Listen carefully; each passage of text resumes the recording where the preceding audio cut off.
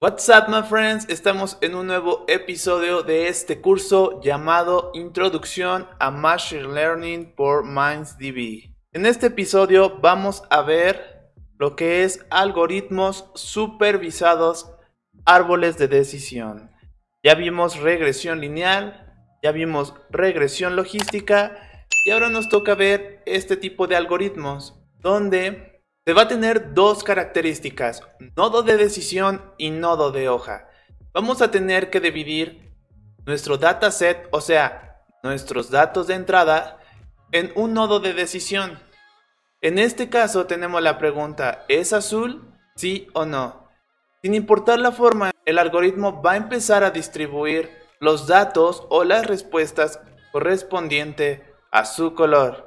Después del nodo hoja, o sea, de los resultados, vamos a tener otro nodo de decisión, donde vamos a preguntar si es un círculo o no. Y en este caso, los nodo hoja se empiezan a separar por círculos. Y así podremos hacer esto sucesivamente para evaluar a nuestros datos. Así que, ¿cómo podemos hacer predicciones? Déjame darte un ejemplo. Imagina que tengo estos dos nuevos datos, un círculo rosa y un círculo azul. Y puedo hacer una serie de preguntas similares. Por ejemplo, para cada círculo rosa podría consultar si es azul. Dicho esto, preguntaré a mi conjunto, ¿esto es un círculo? Y resulta que de serlo, estoy entonces frente a una respuesta correcta. Pero entonces tengo un problema. Si consigo entre mis datos un círculo azul y consulto, ¿esto es azul?, el modelo me lo etiquetará automáticamente como peligroso porque es la información que le di a mi árbol de decisión original. Recuerda, si es azul es peligroso. ¿Cómo podríamos evitar ese etiquetado erróneo? Aquí es donde funciona precisamente el bosque de árboles. Un bosque aleatorio es un conjunto o grupo de decisiones que votan por la respuesta correcta. Así que en una serie en la que añadí diferentes árboles a los que hay preguntas de forma efectiva, puedes llegar a hacer diferentes preguntas a tus datos. ¿Qué respuesta obtendrás? Para cada punto de datos diferente que tengas, te dará una respuesta a los árboles, votarán para que de una respuesta y los árboles votarán para que de donde está la mayoría de las etiquetas que fueron predichas, salgan las respuestas finales. Como puedes ver aquí, 6 de estos árboles predijeron el valor 1 y 3 de ellos predijeron el valor 0. Entonces, ya puedes imaginar que la respuesta final es 1. Dicho esto, repasemos algunos elementos de árboles de decisión. Para empezar tenemos el número de árboles. Más árboles, menor la variación, pero más cómputo. Necesita más procesamiento para más árboles. Max features, máximo de features, el número de features usados a partir de un split. Max depth, o la profundidad máxima, el número de niveles del árbol de decisión. N split, el mínimo de ejemplos de split, el número de datos que un nodo debe tener antes de dividirse. Y el N mínimo, mínimo de ejemplos leaf, el mínimo número de muestras requeridas para estar en una hoja.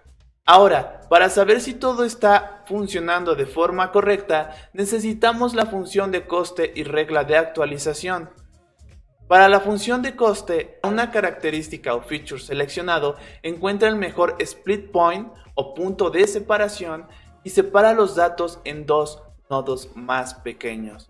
Y la regla de actualización, si el nodo hoja, o sea el resultado, tiene más del número mínimo de puntos de datos, repite la función de coste. El objetivo de la función de coste es encontrar efectivamente la mejor manera de dividir tu conjunto de datos, lo que supone utilizar un índice genético y un criterio de entropía para encontrar ese umbral. Y además, la regla de actualización dice efectivamente que si tienes al menos más del número mínimo de muestras en tu nodo hoja, entonces debes continuar haciendo preguntas.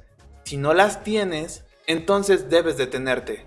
Ese es un nodo terminal, para terminar con el proceso. Este es un modelo muy extraño, comparado con los últimos que hemos visto. Siendo así, ¿cómo podemos evaluar el rendimiento del bosque aleatorio? Resulta que tanto la métrica de clasificación como la regresión funcional funcionan muy bien en este contexto. Las vimos antes tanto en la regresión logística como en la regresión lineal. Así que, por ejemplo, para la clasificación podríamos seguir utilizando la matriz de confusión, mirando la predicción y los valores reales.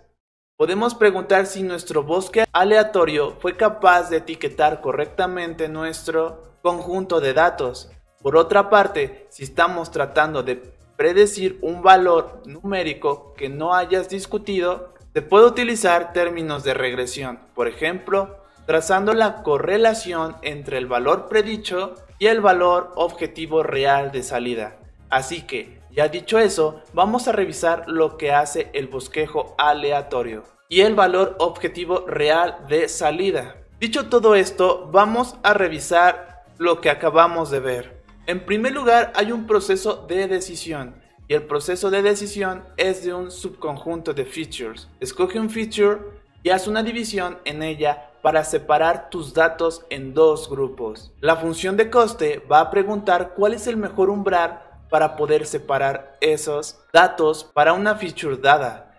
Y por último, la regla de actualización dice que si no tiene al menos n valores mínimos, debes continuar haciendo preguntas, es decir, escoge otro feature para poder dividir tus datos. En la última clase que tenemos sobre aprendizaje supervisado y no supervisado, hablaremos de el aprendizaje no supervisado eficientemente, específicamente, y sobre un enfoque llamado K-Means o K-Means. Nos vemos ahí y recuerda, corre hacia el éxito con 7Run.